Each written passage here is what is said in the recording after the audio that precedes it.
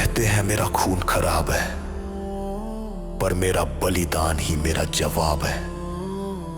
पिता के एक आदेश पे मिट जाऊंगा मैं, राक्षस होकर भी सबसे बड़ा बेटा कहलाऊंगा।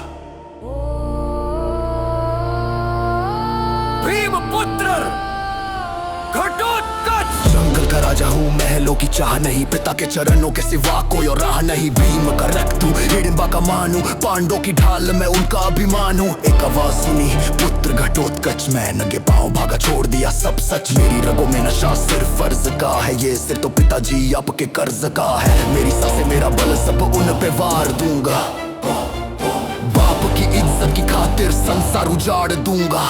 पिता का वचन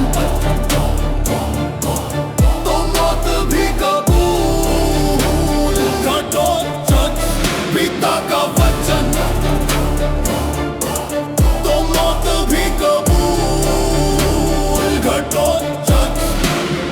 सूरज डूबा तो मेरा राज शुरू, कौरवों के खेमे में गिरने लगी उल्काएं। आसमां से बरसाऊं पत्थर और आग, दुर्योधन के माथे पे मिट गए सब भाग। मैं हवा में धुआं, मैं ही हूँ माया, अश्वत्थामा भी ना समझा ये कैसा साया। मेरी चीख से योद्धाओं के दिल फट गए, जो मेरे रास्ते में आए वो वही कट गए।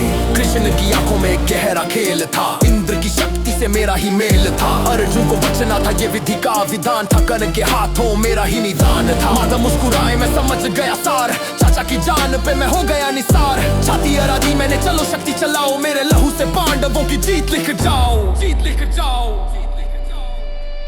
पिता का वचन